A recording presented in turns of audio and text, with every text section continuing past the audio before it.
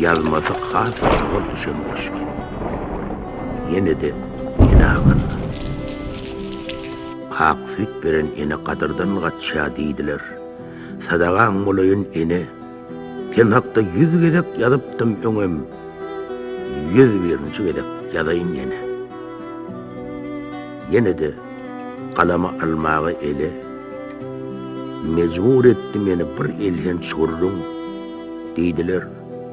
3 oğul, 3 gıyızlı ene. Bir yerlerde haram ölüptür şugul. Vaka oluptur uzak bir yerde. Yönü parkın emi. Yakın mı uzak. Perzentlen eneni terk edenliği enen olsa. Haram ölünlüğü hak. Men bunu yazmadım belli bir yerde. Yazdım durlu yerde. Bölük mü bölük. Öydü, yollu, düştü. Madaristanına inni olsa başını cemlemek gerek. 6 sany çağa demmeren yürek. Görmändir olurdan bir demlik wepa. 10 aylap yatıptır kedelhanada. Käp pencere bakıp. Kätide kapa. 10 ayda 3 gedek görünüptür 3 gıyız. Erkek göbek güllen gelmändir hiç kim. Ayağa kalıptır. Ekitmendirler. Yağnan deyip tuğuttan geliptir hüküm. Bir gıydı yağnaptır. Olum ekidip oğulunun işine geçiptir taşlap. Ne ene etaja çıkıp biliptir. Ne oğlu yukarıdan düşüptir aşağı. Şöyrdi. Soğuktan gataptır ene.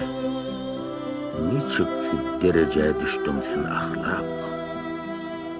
Vaka neyem akal? Nirede olli? Deyip bana soru veriyorsun yine. Nirede neyem akal? Neyem farkı var? Ene hem yerde değil midir ene? Ene insaniyetin tutuş geleceği hem şuuni hem ehli geçeni dependen mümmila inermiş alsam irden birce ağlı daydan geçeni. Tercüme ediptim Resul Şahiri matam mürenine dağlan içeni meşhurata sonku dem daydıptır Resul oğlum ağırtmağın eceni. Meşhur olmasa da menin amatam o şu yazman çağlarsa da saçını şu sözdi onunla en sonku seri yalnız koyacak ağırtmağın eceni. Sonlarım barıp Madaristan'a bağırma uyukap kovdudum da içimi. Hiç çıkıyan yallı köne madardan ağırtmağın yiyeceğini. Yavuz gününe aylanıptık bilece. Akkırani, kangalini, teceni. Belki ödüm duyman ağırdandırın, yönü duyup ağırtmağınım yiyeceğimi. Elimden gidenle ilkinci söyleyeyim. Kurrun mirenimde baştan geçeni enem bir ağlaptı. Dine men şonna bir cıgedek ağladıp demeyeceğimi. Şondan başka bilip ağırdan olsam ya ağırdan olsam birce saçını oğlum men günahımı ötmedik bolsa kaydıp berin razı edecek diyeceğimi. Yok ol münkerem razı edipti. Soňam gitti. Boşap varlı içeri.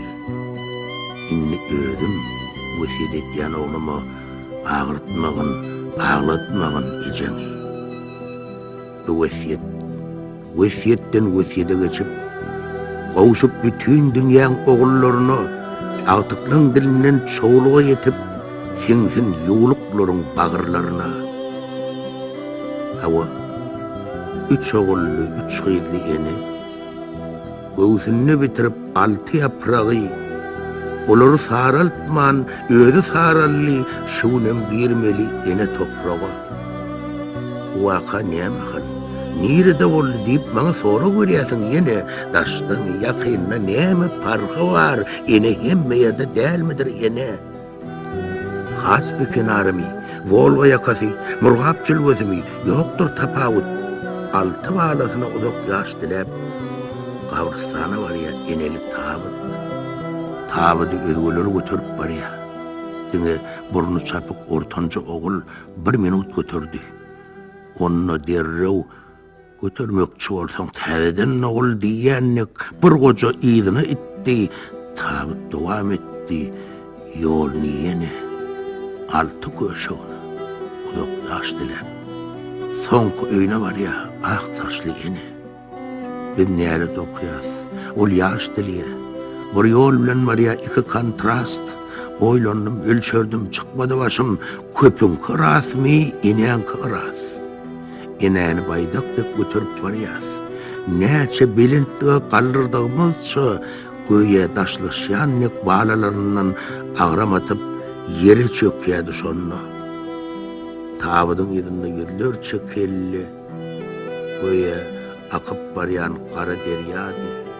Yine olsa, sol kellerin üstünden bağlalarını ömür dilep barayadı. Ol ömür diliye, biz nalış etkiyiz. Bizim düşüncemiz ters geliye ene.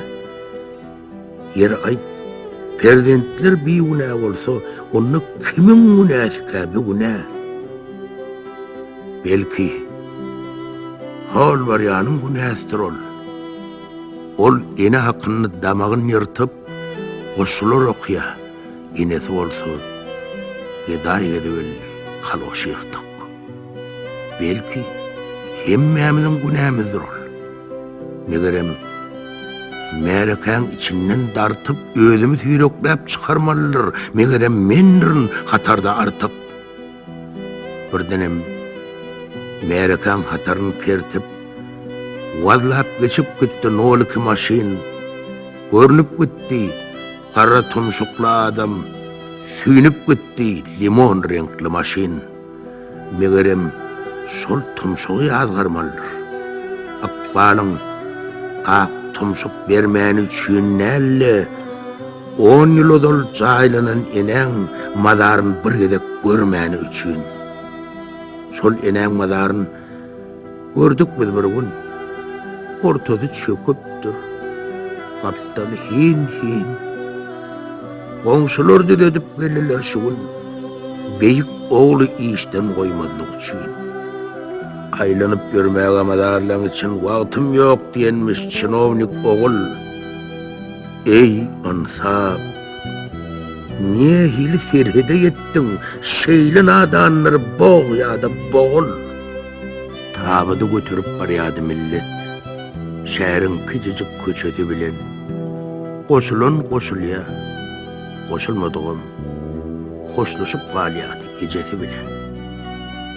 Köçen orunu çal saçlı adam, import pijamalı, import kövüşlü, göğe yüz gözde importu mengzep, Amerika bakıp durdurlu rövüşlü. Yaşılları ödenin değer yüzünden kucunglap hayvatlı derecetini tügülümü. Bir karnı bilen beklep dur şehrin bir köçesini.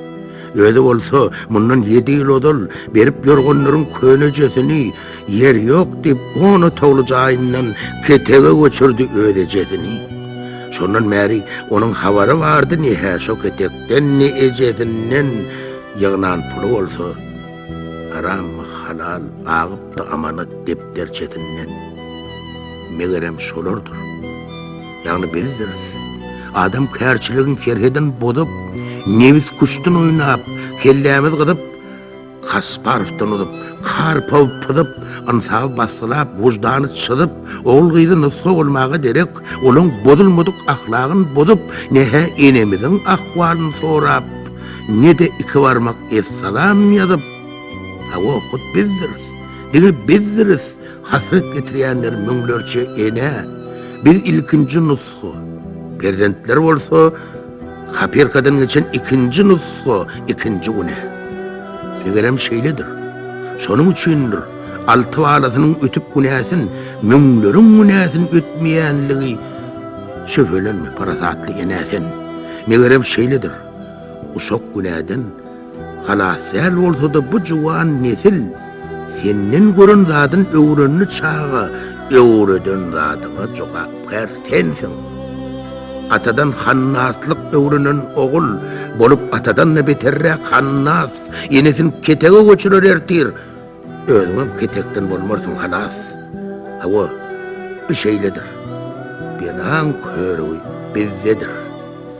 Çağany näletleme bez. Günämiziň asylyny sorsak-da oýlanır niýsen ene gulak as. Ýazypdym, nesillen günäsakda. Özümizi adımdan çıkan eken tas, biyahlak ullon günäsakda oýlanır niýsen ene gulak as. Ene gulak as. Şoşuyunna men nälle enelen paýhasy goşdy. Şeýdüem döredi ene pähminden. Yazması kyn düşen ene bir goşdy.